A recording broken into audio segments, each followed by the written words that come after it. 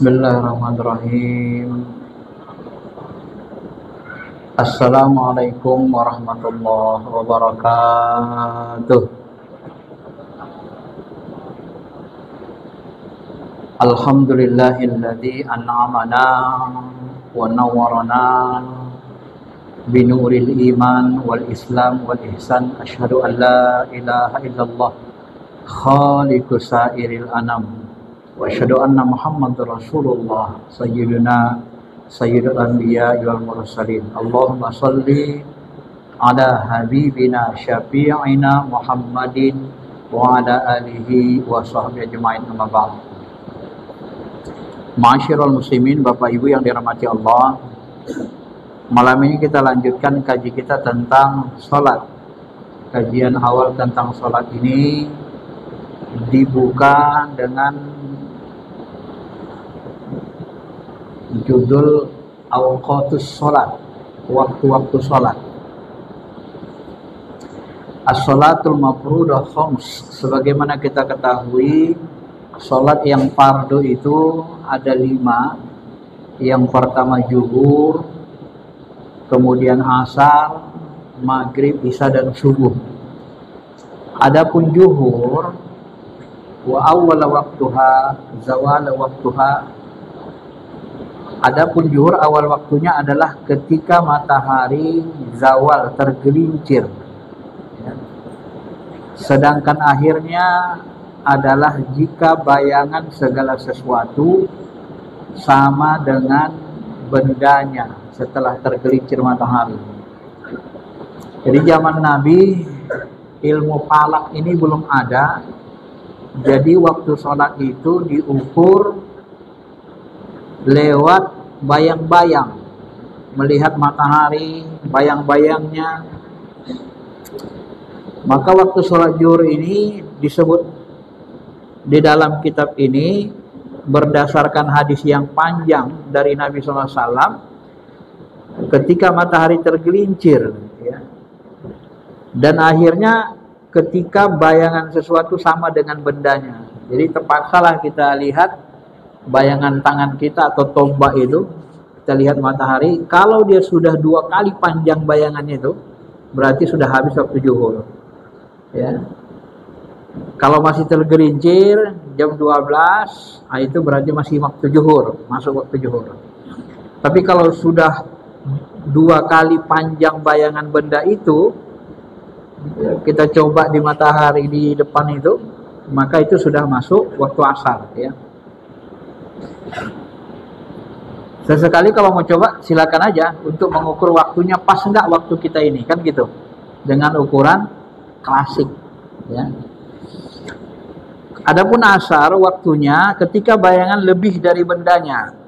Jadi kalau sudah lebih dari bendanya, itu sudah masuk waktu asar. Dan akhirnya berdasarkan waktu terpilih sampai bayangan benda 2 kali panjangnya. Nah, jadi kalau misalnya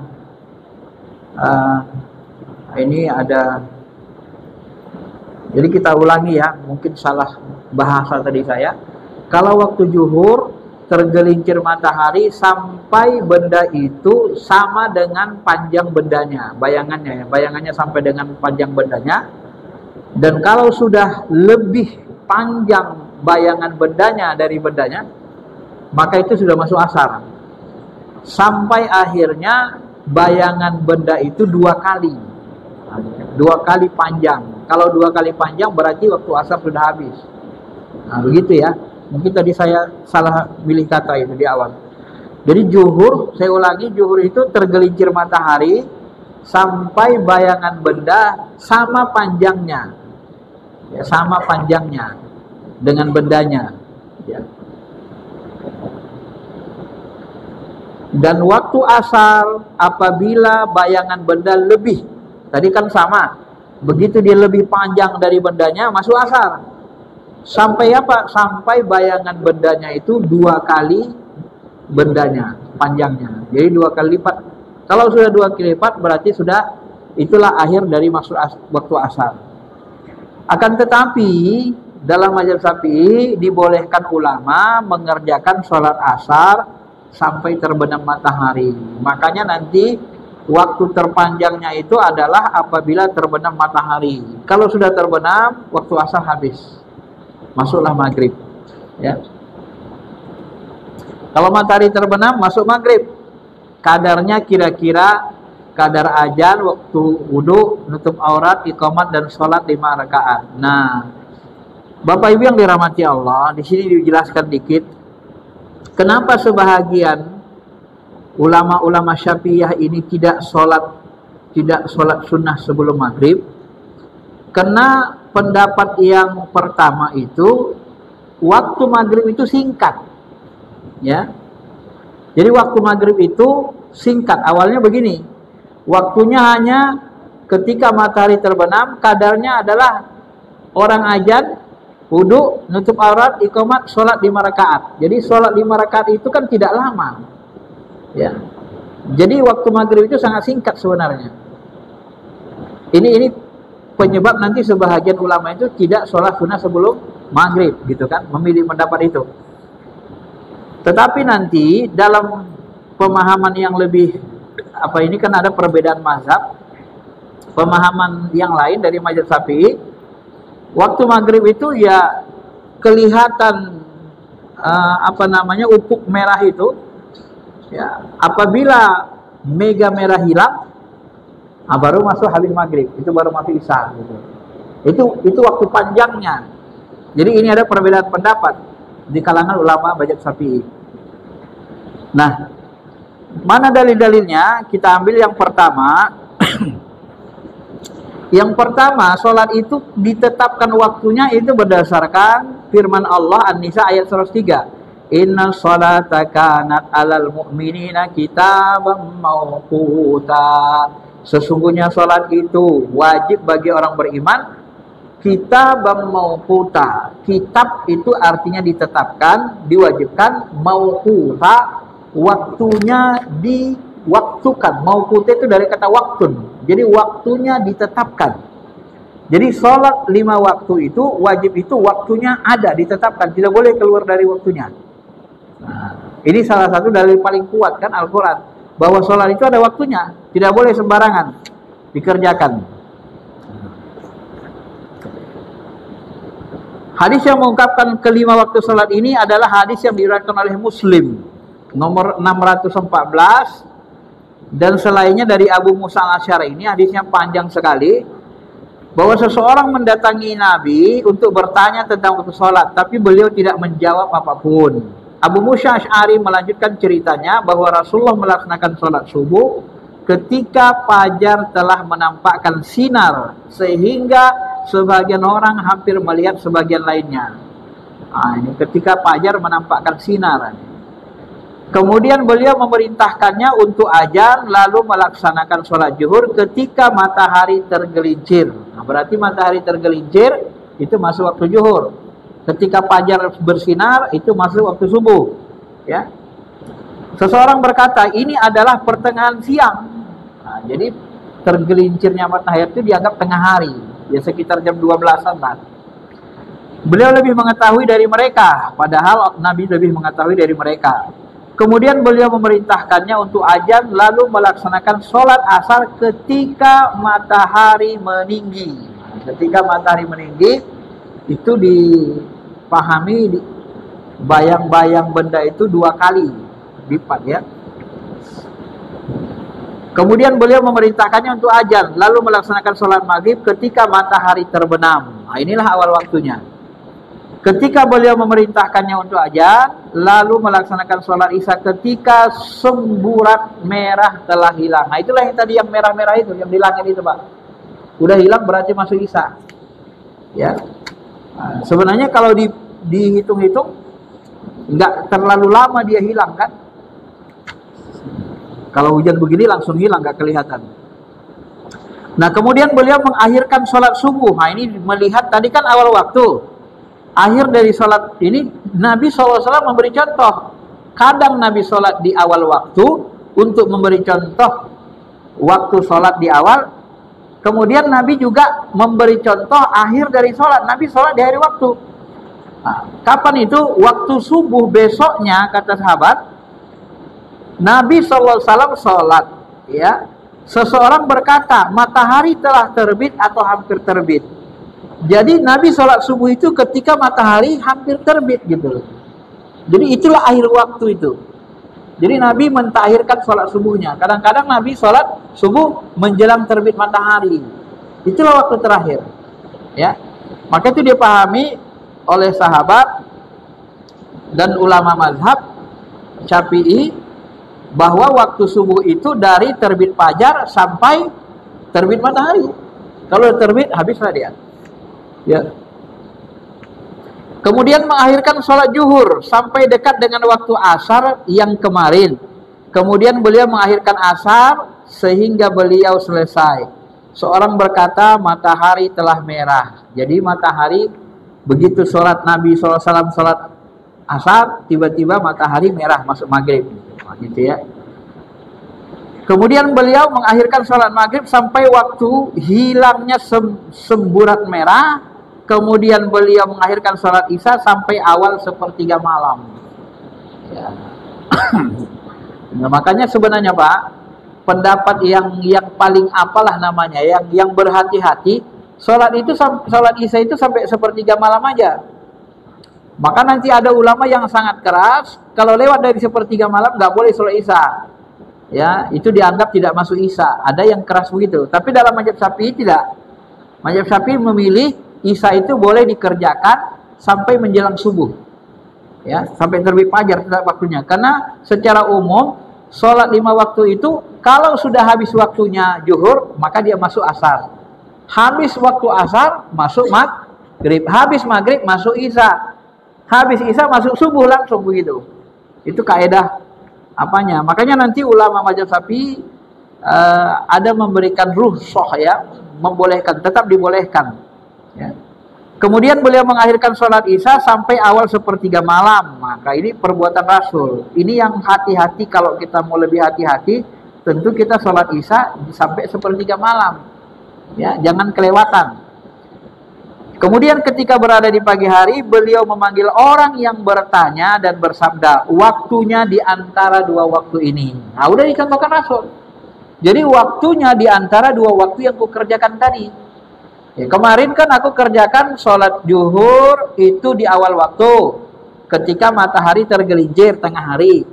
Nah, hari ini aku mengerjakan sholat zuhur ya, ketika bayang-bayang itu sama panjangnya dengan bedanya, mendekati gitu kan. Nah, itulah waktu akhir. Jadi Nabi SAW mencontohkan waktu awal dengan waktu akhir sholat. Kemudian beliau mengatakan di sini ada beberapa hadis yang menjelaskan secara global yang ada dalam hadis ini atau menambahinya dengan pembahasan selanjutnya. Mengenai bolehnya mengerjakan sholat asar sampai terbenam matahari, hadis Sahih Bukhari, Muslim dari Abu Hurairah diriwayatkan begini. Man adraka minas subuh raka'atan qabla an tatlu'a syamsa samsu faqad adraka subuh. Nah, ini barang siapa mendapatkan satu rakaat subuh sebelum terbit matahari, begitu kita sholat subuh satu rakaat, rakaat kedua matahari terbit.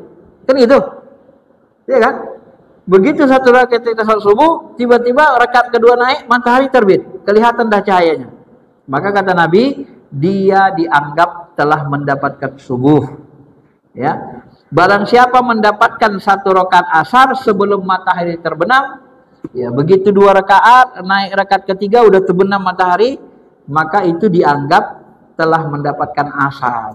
Tapi perlu kita ketahui bahwa itu waktu terakhir dan mengakhirkan sholat tanpa ada ujur sebenarnya itu bahagian dari dosa kecil, ya, dimakruhkan. Ya, kecuali ujur itu capek banget, kita baru pulang kerja kecapean, masih jam 1 tidur kita sampai jam 2 tengah 3 bangun, sholat asar gitu kan, jam 3 asar itu masih dibolehkan lah sama ulama, karena kita capek berat ya. Tapi kalau nggak ada masalah, nggak ada capek, nggak ada kerjaan sangat genting, kita berleha-leha malah main catur, main apa, main-main, menunggu diakhirkan, itu dimakruhkan ya. Ma'asyiral muslimin, Bapak Ibu yang dirahmati Allah Subhanahu wa taala. Kadar waktu sholat maghrib kira-kira adalah kadar azan, wudu, menutup aurat, iqamah, dan sholat 5 rakaat. Ini adalah pendapat Imam Syafi'i. Ya, jadi Imam Syafi'i menganggap sholatnya waktu begitu ringkas. Dalilnya adalah hadis Jibril. Nah, ini yang tadi kita sebut ya, hadis Jibril, diriwayatkan Abu Daud, Tirmizi, dan selain keduanya dari Ibnu Abbas. Di dalam hadis itu disebutkan Jibril mengerjakan sholat maghrib bersama Nabi 2 hari berturut-turut ketika orang sedang puasa, sedang berbuka. Artinya sholat maghrib tersebut dikerjakan dalam waktu yang sama, yaitu setelah terbenam matahari. Nah, ini pendapat Imam Syafi'i, tetapi dalam mazhab Syafi'i, ya, ini termasuk pendapat Imam Syafi'i yang dipilih beliau dianggap ulama Syafi'iyah agak lemah. Nah, makanya nanti sementara itu pendapat lama, pendapat Imam Syafi'i yang baru kan itu, dia dapat hadis itu. Ternyata hadis pendapat Imam Syafi'i yang baru itu didasarkan kepada hadis, ya, hadis Jibril itu berlaku di Mekah. Pertama awal sholat diwajibkan. Ya. Sementara kata ulama Syafi'iyah, pendapat Imam Syafi'i yang qadim yang sebelumnya lebih kuat. Nah, itu menyatakan waktu maghrib sampai hilangnya mega merah. Nah, itu baru agak lama sedikit Pak kan. Nah, kalau yang pakai pendapat qadimnya ini, nah itulah yang makanya ulama Syafi'iyah itu sebagian ada yang sholat sunnah sebelum maghrib. Berarti mereka mendapat yang sampai hilang merah itu mega merah. Itu masih ketunggu dia Pak. Ya. Tapi kalau kita pendapat yang qaul jadid tadi hanya 5 rakaat waktunya, itu repot kan. Karena kita buat waktu itu nunggu 10 menit. 10 menit udah 5 rakaat itu Pak. Itu sudah habis. Sudah menjelang habis maghrib kan. Nah, itu makanya nanti sebagian seperti itu ya, berbeda. Maka nanti prakteknya umat kita pun berbeda.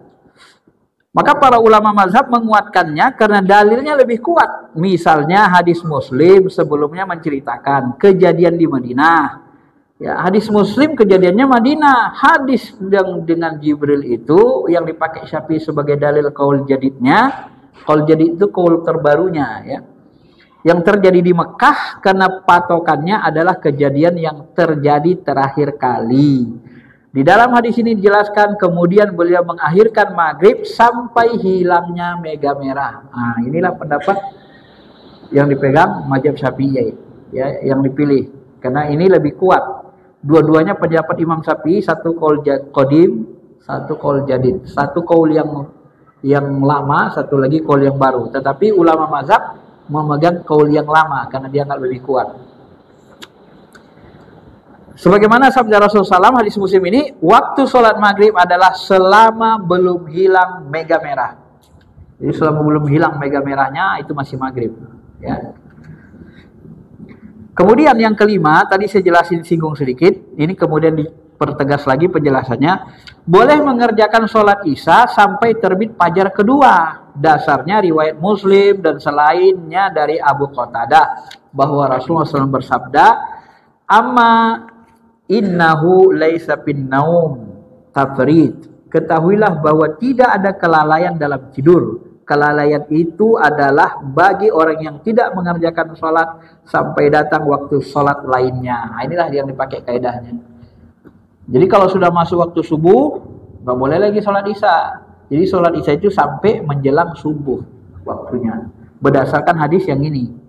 Maka hadis ini menunjukkan bahwa waktu sholat isya tidak berakhir kecuali dengan masuknya waktu sholat lain. Waktu sholat subuh. Makanya pendapat yang tadi mengatakan sholat isya itu waktunya sepertiga malam terakhir. Nah itu kan satu pendapat. Kalau mau lebih berhati-hati begitu. Karena kita tidur itu, kenapa kita dianjurkan disunnahkan bangun sepertiga malam terakhir? Salah satunya, dan boleh kita tidur sebelum isya, ya salah satunya mentakhirkan isya itu kan sunnah.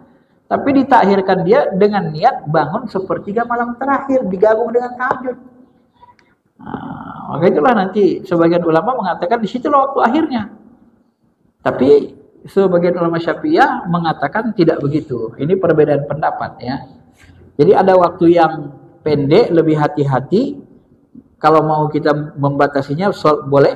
Tapi kalau mau kita lanjutkan dengan ini juga tidak masalah. Ya, ini kaitannya dengan keyakinan juga. Karena masing-masing ada dalilnya. Jadi tidak ada istilah di sini kalau ditelatkan tidak sama dengan Rasul bidah sesat, tidak begitu. Ini kan ada dalilnya walaupun dia dalil umum ya. Jadi ulama fikih itu tidak gampang menyesatkan kalau berbeda, asal beda dengan Nabi beda, asal beda sholatnya waktunya itu sesat masuk neraka, tidak begitu. Karena ini ada dalil umumnya. Dalil umumnya hadis ini menunjukkan bahwa ya tidak berakhir sholat itu kecuali dengan masuknya waktu sholat lainnya. Jadi berakhirnya waktu Isya apabila masuk waktu subuh. Begitu bahasanya. Fajar kedua adalah saat sinar menyebar, membentang di seantero langit yang diiringi oleh cahaya. Berbeda dengan fajar pertama yang terbit memanjang. Di atasnya ada sinar panjang seperti ekor serigala dan diakhiri oleh gelap. Nah ini tentang waktu sholat ya. Baik, selesai waktu sholat, ini diringkas-ringkas saja. Kitab yang ini kita ambil yang ringkasnya sama dalilnya saja. Kemudian yang berikutnya, syarat wajib sholat. Siapa yang wajib sholat? Orang yang wajib sholat itu pertama orang Islam. Jadi kalau tak Islam jangan suruh sholat, memang tak wajib dia. Syahadat aja belum punya, belum mandi junub lagi kan. Makanya kalau orang sholat, kalau orang masuk Islam, itu wajib syahadat, setelah itu disuruh mandi. Ya. Disuruh mandi orang masuk Islam itu. Apalagi orang yang non-Islam ini kan udah hubungan suami istri nggak pernah mandi kan. Kan nanti disuruh mandi. Syarat wajib sholat 3 Islam, yang kedua baligh. Kalau belum baligh tidak wajib. Tapi kalau sudah mumayyiz itu umur 7 tahun Pak, lebih kurang. Anak-anak mumayyiz itu boleh diperintahkan sholat. Ya. Ada khilaf ini anak-anak ke masjid. Ada yang melarangnya karena anak-anak kalau belum mumayyiz, dia kalau ke masjid pasti main-main aja dia. Karena pikirannya kan main-main Pak, nggak ada pikirannya itu sholat. Dia belum mumayyiz, belum bisa bedain baik buruk. Orang yang nggak bisa bedain baik buruk, yang keliling aja lah dia kan kalau dibawa ke masjid. Dianggap keliling itu kan gak ada masalah, malah senang dia kan dianggapnya baik karena dia belum mumayyiz. Mumayyiz itu akalnya sudah bisa bedain ini baik, ini buruk gitu. Maka sebagian ulama menganjurkan kalau belum mumayyiz jangan dibawa ke masjid, yang mumayyiz yang dibawa ke masjid. Nah, tapi boleh untuk melatih, boleh. Sebaiknya memang ada yang jagain gitu kan. Nah, kalau di TK itu biasanya ada gurunya jagain supaya jangan kesana kemari dia waktu sholat, gitu kan. Masyarul muslimin, Bapak Ibu yang dirahmati Allah, yang ketiga berakal. Semua ini adalah syarat taklif. Taklif itu orang yang orang yang taklif itu disebut mukallaf. Mukallaf itu orang yang dibebani. Ya, jadi orang yang dibebani perintah itu dia harus Islam, baligh, berakal. Jadi kalau orang gila nggak perlu suruh sholat Pak. Nah disinilah nanti ya kalau ada orang hilang akal boleh ninggalin sholat, mati suri. 3 hari dia mati suri, boleh ninggalin sholat, boleh. Nah, apakah wajib dikodo? Sebahagian mengatakan kodo, sebagian nggak usah, nggak apa-apa. Karena memang hilang akalnya Pak. Ya, kayak orang gila dia 10 tahun, tiba-tiba udah 11 tahun sadar dia sehat sembuh. Apakah dikodenya 10 tahun? Nggak perlu, kebanyakan ngitungnya. Nah, gitu dia. Jadi tidak wajib dia orang gila. Makanya nanti kalau dalam ilmu tasawuf ada istilah wali majub. Wali majub itu dia gila karena sangat cinta sama Allah. Gila disebabkan cinta, hilang akalnya. Orang kalau cinta berat kan sama perempuan aja bisa gila Pak. Kalau udah keterlaluan cintanya. Nah, ke Tuhan pun gitu nanti. Kalau udah berlebih-lebihan, gila. Bisa gila dia. Makanya kalau orang nggak belajar tasawuf, dia bilang, masa ada wali gila katanya. Ada wali gila. Wali itu artinya kekasih. Kekasih itu pecinta. Orang kalau sudah terlalu cinta berat, nggak kuat akalnya, gila. Ditarik sama cinta itu, rasa cinta itu ditarik Tuhan, hilang, gila. Namanya wali majub. Cuma bedanya wali majub ini ada karomahnya karena dia pecinta. Kalau orang yang gila biasa nggak ada karomahnya, Pak. Itu bedanya. Bedanya kan di situ nanti. Nah, termasuk orang-orang yang fana. Orang yang fana itu mirip dengan orang yang orang yang mati suri. Fana itu dia sudah nggak memandang lagi selain Allah. Allah saja terpandangnya, ya kayak orang gila juga. Dia nggak bisa mandang dirinya. Itu dalam tasawuf ada namanya seperti sesi jenar, dia fana itu kan. Al-halaj fana. Sebenarnya secara syariat pun tak apalah dihukum dia itu. Cuma karena menimbulkan fitnah, al-halaj itu dibolehkan ulama dibunuh. Takut dicontoh orang awam, gitu ya. Itu pendapat ulama. Makna batasan taklif adalah jika ketika syarat ini terpenuhi. Jadi kalau 3 syarat ini kita miliki, baru menjadi taklif, baru dibebani perintah, baru disebut mukallaf. Ya, kalau nggak Islam, nggak baligh, nggak berakal, tidak ada taklif, tidak ada beban perintah, tidak disebut mukallaf. Maka ada taklif untuk mengerjakan sholat dan cabang-cabang syariat lainnya. Jika tidak terpenuhi, maka kita tidak disebut mukallaf. Syarat Islam ini berdasarkan hadis Sahih Bukhari Muslim. Ini disebut Nabi SAW, aduhum ila syahadah alla ilaha illallah wa anna Muhammadar Rasulullah fa inhum ata'u lidzalik fa'alimuhum annallaha qad ibtarada alaihim 5 shalawat. Jadi ketika manusia sudah dibersaksi, sudah masuk Islam, mau menyembah Allah, mengakui Muhammad Tuhannya, Allah Tuhan, Muhammad nabinya, Allah Tuhannya, jika mereka mentaatinya, barulah mereka ajak atau perintahkan sholat, kata Nabi SAW. Adapun mengenai anak-anak dan orang gila, ini didasarkan hadis Sahih Bukhari Muslim, ya, termasuk hadis Abu Daud. Ini dari Imam Ali disebutkan rufi al-qalam an salas, diangkat pena. Jadi diangkat pena itu artinya tidak dicatat. Dia bahasanya kan bahasa metafora, diangkat pena berarti nggak dicatat dosa, tak berdosa. Siapa yang tak berdosa? Pertama, anin naim hatta yastaiqiz, orang yang tidur. Nah, saking capeknya kita habis maghrib tidur, ketiduran lewat, bangun subuhnya jam 6. Dosa nggak itu? Nggak dosa. Langsung aja sholat, Pak, sholat subuh jam 6 itu. Jangan ditunggu-tunggu. Nah, kalau ditunggu-tunggu dilelehkan lagi ada dosanya. Ya, langsung aja sholat. Nabi begitu, ketika bangun beliau, tahu-tahu sudah terbit matahari, udah diajak jemaah, ayo salat, langsung salat. Ya. Innas aqimis sholata li dzikri, dirikan salat karena ingat aku. Kalau kita tidur, mana bisa ingat Allah, kan gitu kan? Secara umum, orang tidur kan akalnya tak berfungsi.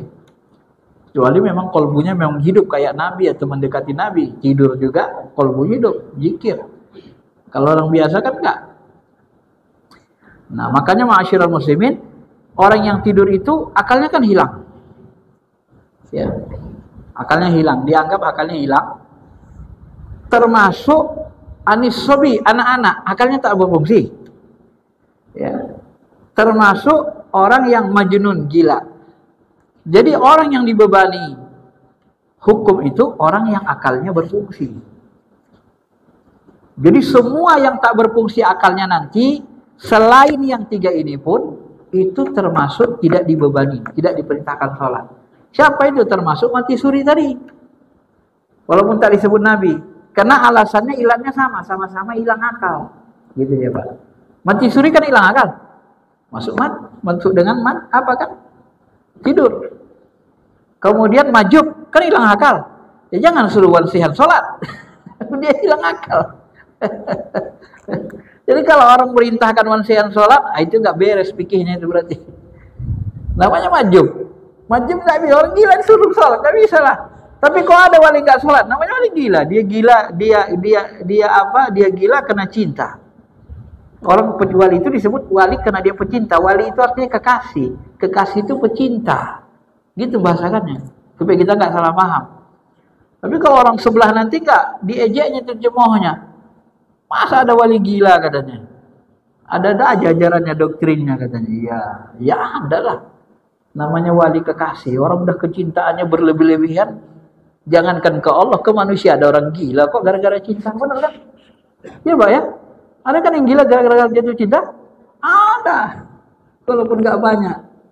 Nah makanya kalau Bapak mau maju, rumusnya ada, sederhana kata ulama. Tapi ngamalkannya susah. Coba jaga rasa cinta, rasa rindu berhari-hari. Kalau salah satu teman kita, guru kita, itu dia jaga rasa cinta itu sekitar, kalau saya nggak salah, 2 minggu dia jaga rasa cinta dan rindu. Dia jaga terus hatinya, cinta rindu ke Allah. Maju 3 hari dia hilang ingatan. Tapi ketika dia maju, dia lihat semua Pak, isi hati manusia dia tahu semua. Nah, itu untuk membuktikan bahwa itu benar. Nah, kalau orang maju begitu, tak wajib sholat. Maka kalau ada wali kayak Wan Sen gak sholat, ya jangan dimarahi, namanya maju. Aneh-aneh perbuatannya. Masyiral muslimin, Bapak Ibu yang dirahmati Allah Subhanahu wa taala. Nah, ini sebenarnya kalau kita paham fikih begini, nanti juga kita akan mengetahui kaedah-kaedahnya dalam kehidupan sehari-hari, ya. Termasuk hal-hal yang terjadi seperti Wan Sehan. Di Indonesia siapa lagi yang maju selain Wan Sehan?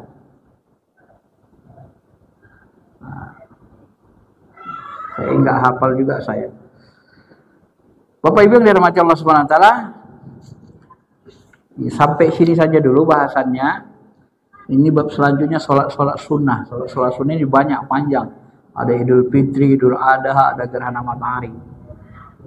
Ada yang mau bertanya Pak? Silakan Pak. Ada 11 menit lagi ya.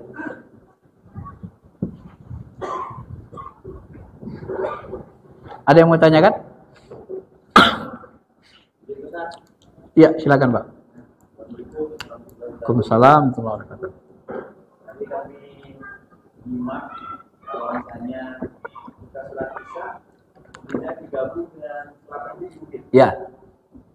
Lalu bagaimana kalau menurut saya nih, kita itu seolah-olah memang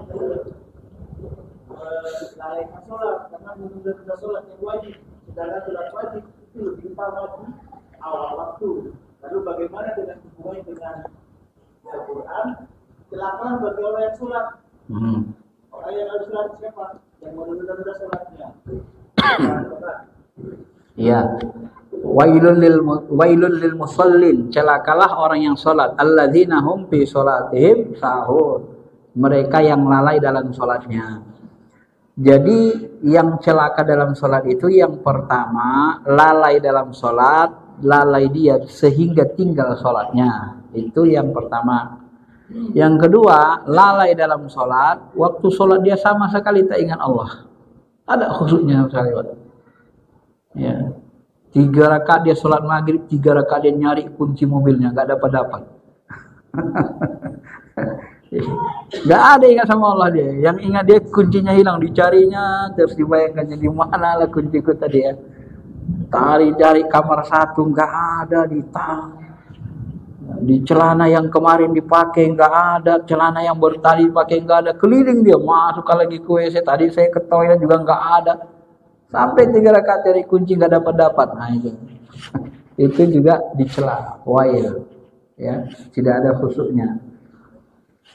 Kemudian meleha-lehakan dengan sengaja. Nah, kalau mentakhirkan sholat isya untuk digabung dengan tahajud itu sunnah, maka tidak tergolong, karena dicontohkan Nabi, maka tidak tergolong dianggap melama-lamakan sholat.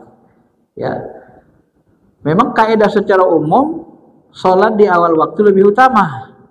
Sholat isya berjemaah itu keutamaannya setara dengan kita sholat separuh malam. Ya. Sholat subuh berjemaah itu setara pahalanya dengan sholat sepanjang malam.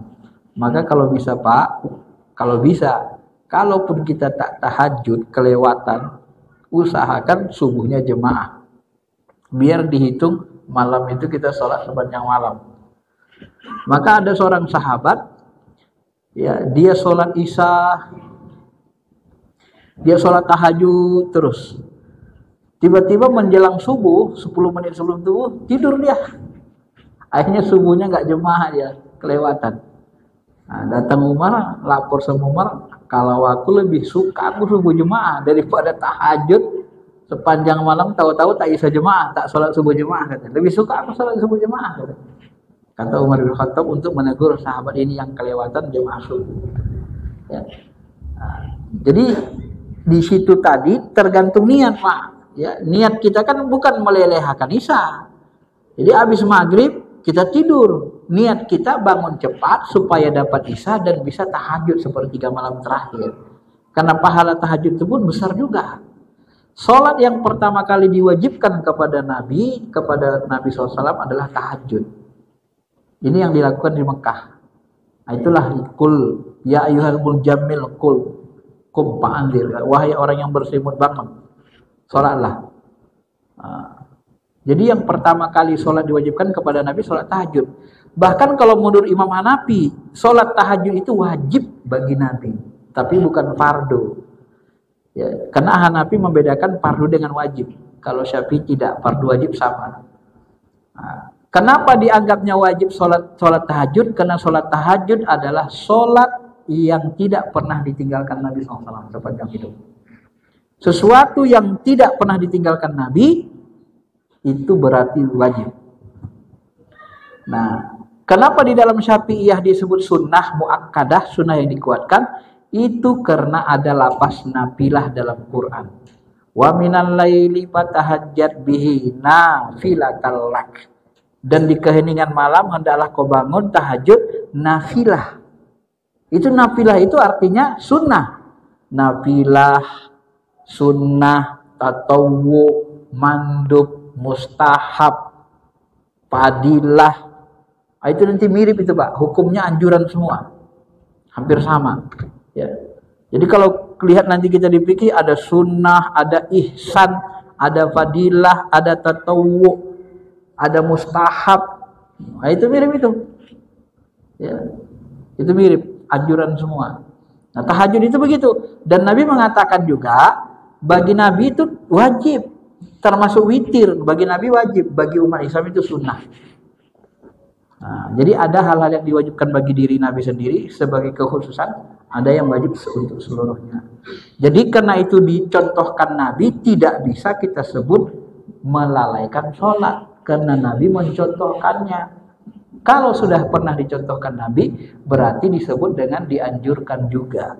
Boleh, tidak ada masalah. Tapi niatnya bangun sepertiga malam untuk mendapatkan kemuliaan tahajud. Saya mau tanya Bapak tidur sebelum isya. Begitu bangun tengah malam. Kemudian Bapak setelah sholat isya, bangun tengah malam. Ketika kita bangun tengah malam, lebih kuat mana kita mau bangun tengah malam ketika kita belum sholat isya daripada sesudah sholat isya? Jujur. Kalau kita belum sholat kan, karena takut kita isya belum sholat, ini bahaya nih. Pasti kita lebih kuat motivasi untuk bangun malam, karena belum isya. Tapi kalau sudah sholat isya biasanya lebih ringan. Nanti aja lah, lama-lama kelewatan masuk subuh, tahajudnya lewat. Itu naturalnya Pak. Saya sendiri kadang begitu. Saya merasa begitu juga. Kalau kita belum sholat isya, takut kali kita mesti bangun kan, belum bisa kan. Tapi kalau sudah sholat isya, tunggu dulu lah, masih lama lagi subuh kan gitu kan. Karena kita akhirnya kadang kelewatan, udah azan subuh baru terbangun kita. Nah, cuman ya dianjurkan sekali sholat jamaah subuh itu jangan ditinggal karena keutamanya besar. Itu termasuk sholat yang disaksikan malaikat. Masyhuda, bahasa Qur'annya masyhuda, disaksikan. Baik, ada lagi? Ada 4 menit lagi ya.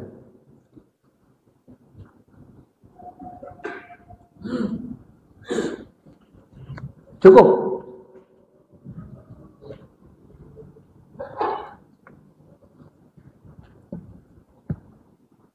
Cukup? Tidak ada lagi yang mau tanya? Ya, kalau sudah cukup, mudah-mudahan bisa kita pahami dengan baik dan mudah-mudahan Allah memberikan kita kekuatan untuk istiqomah dalam keimanan, ketakwaan. Ya, salat ini termasuk awwalu ma yuhasabu bil abd. Yang pertama kali dihisab adalah salat. Kalau sudah salat kita bagus, maka semua amalan nanti dianggap bagus. Kenapa? Kok bisa begitu, Pak? Tentu ada rahasianya. Inti salat itu adalah ka'annaka tarah, mendidik hati kita seperti melihat Allah terus-menerus. Kalau inti salat ini bagus, kalbu kita duduk dia, keluar kita nanti pun seperti melihat Allah, maka di luar pun kita akan tanha anil fahsya'i wal munkar. Kalau itu terbentuk terbawa, pasti nanti di luar kita nggak mau buat keji dan munkar. Maka kalau sudah bagus sholatnya, keluarnya juga bagus, maka dinilai bagus semua. Tapi kalau belum bagus sholatnya, nanti ada hisabnya gitu. Saya kira itu aja, karena udah masuk isya. Terima kasih. Assalamualaikum warahmatullahi wabarakatuh.